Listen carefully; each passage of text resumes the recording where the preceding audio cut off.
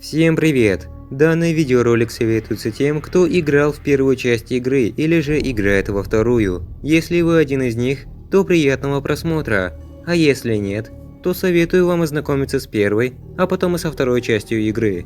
Начнем.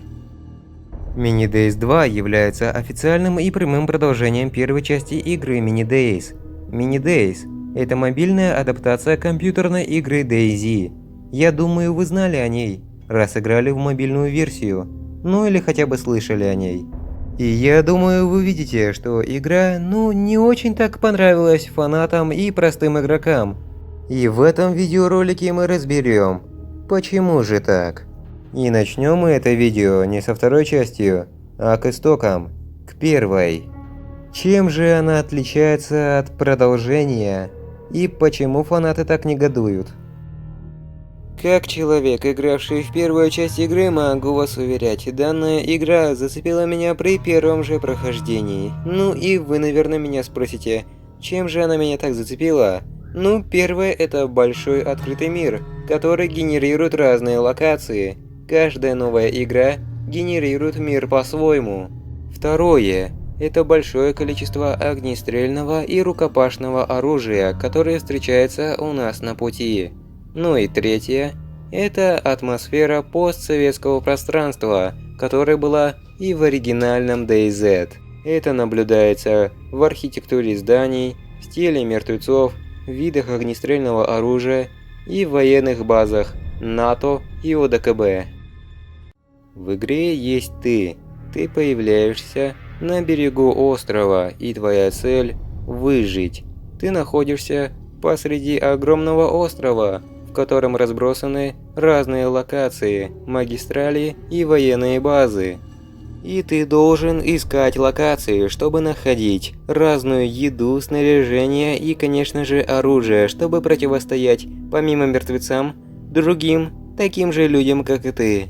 К сожалению, в отличие от браузерной версии Mini DayZ, в мобильной отсутствует мультиплеер, так что вы не могли играть с собственными друзьями.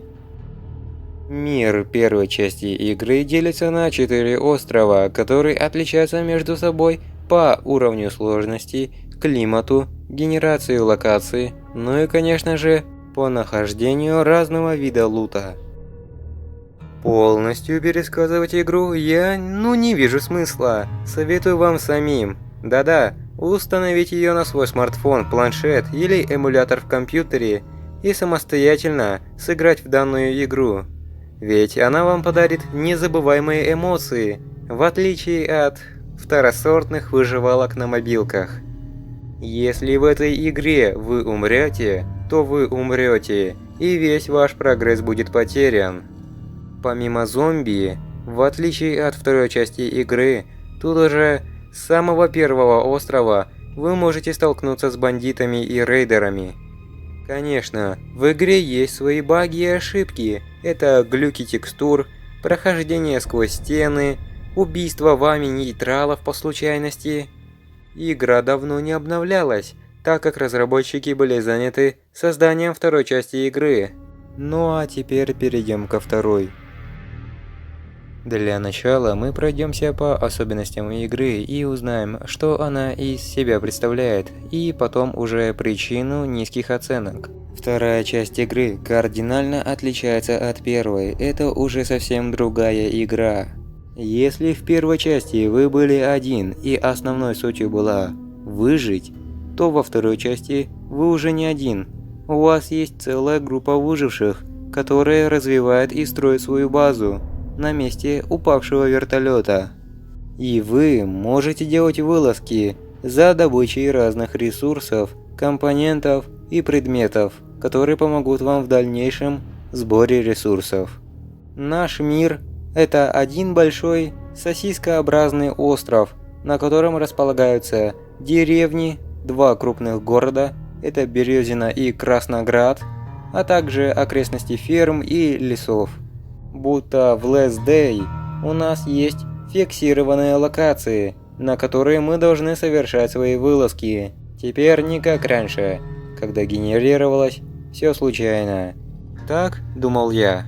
Но потом, поиграв, я понял, что все-таки Там есть некая такая рандомность. То есть локация одна, но дома постоянно спавнятся по разным местам. И лут спавнится тоже в процентном соотношении, так что предугадать, где что находится, нельзя особо.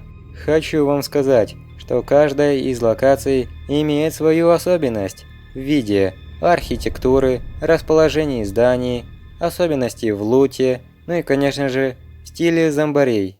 На фермах и деревнях будут крестьяне, в городах же будут офисные клерки и горожане, на военных объектах будут солдаты, а в лесах будут хищные звери.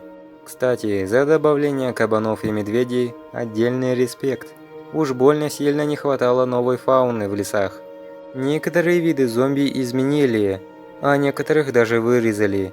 Сама лично я игру пока не прошел, но поговаривают, что вырезали Халка, того самого серого здоровяка, который убивал всех в первой версии игры. И, похоже, вырезали крикунов из-за ненадобности, так как, банально, теперь все зомби орут и привлекают своих сородичей. Графика в игре осталась все такой же, пиксельной. Не знаю, как вам, а мне пиксельные игры очень нравятся. Есть в них что-то ламповое. Управление. Теперь в игре можно передвигаться только джойстиком.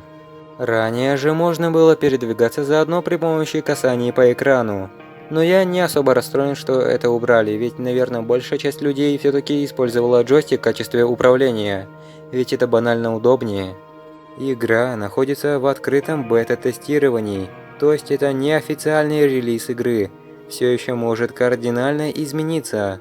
В игре есть свои баги и недоработки. Рутинные действия зомби не прописаны идеально, они могут резко побежать в какую-то сторону и найти вас. Они могут вас увидеть и найти, если вы даже находитесь в запертом доме. Загрузка игры может зависать, из-за чего данные в игре могут не сохраниться, и она подумает, что вы умерли, и вы потеряете все нажитое.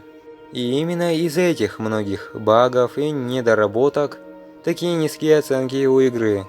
Но это ранний доступ, и в будущем, думаю, их исправят. А вот остальная часть плохих отзывов. Разумеется, вы сами поняли, что это огорченные фанаты первой части игры. Конечно же, желания у многих отличаются, но я думаю, многие думали, что конечный итог будет такой, что игра будет чем-то похожа на первую часть. Такой же, один большой открытый мир, несколько островов, по которым нужно передвигаться, или же единый целый. Есть только ты, орды зараженных и люди. Людям, которым нельзя доверять. Ну а на деле мы получили веселую ферму на тематику зомби-апокалипсиса, где нужно собирать собственный урожай, ресурсы, и все автоматизировано.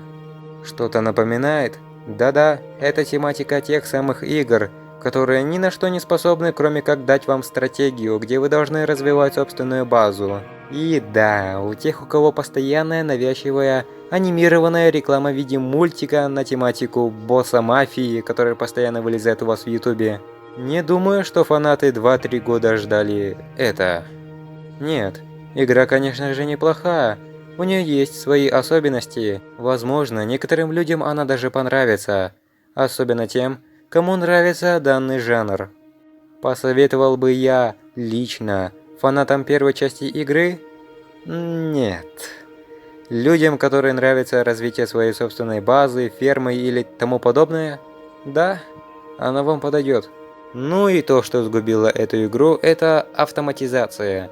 Вы можете отправлять авторейды, то есть не самостоятельно играть, собирая ресурсы, а отправлять своих выживших. Здесь все завязано на времени. Хочешь что-то скрафтить? Жди 10, 1, 10, 100 часов. Не хочешь ждать?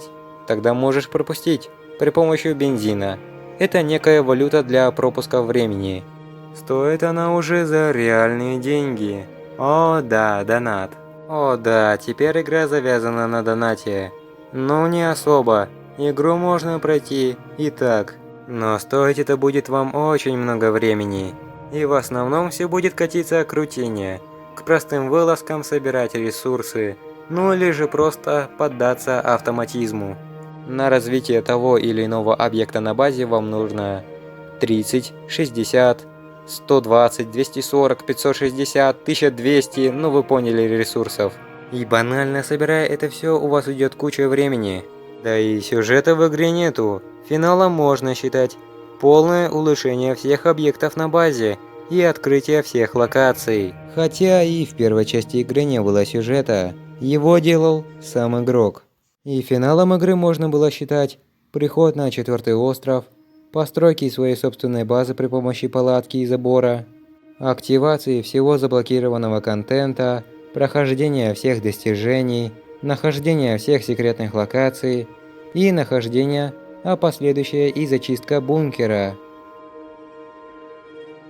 По итогу могу сказать, что вторая часть не хорошая и не плохая. Это совсем другая игра. В будущем она станет лучше. Добавят сюжет, некоторые механики, ну и конечно же, исправят баги и ошибки. Если бы мне сказали, какую из частей ты бы предпочел, я бы ответил: первая. Вторая часть имеет свое место на существование. Извиняюсь, что за 2 недели ничего не выпускал. Я отдыхал от экзаменов. Займусь выпуском видеороликов, возможно. Ну а на этом все. Всем спасибо за просмотр. Всем удачи и пока.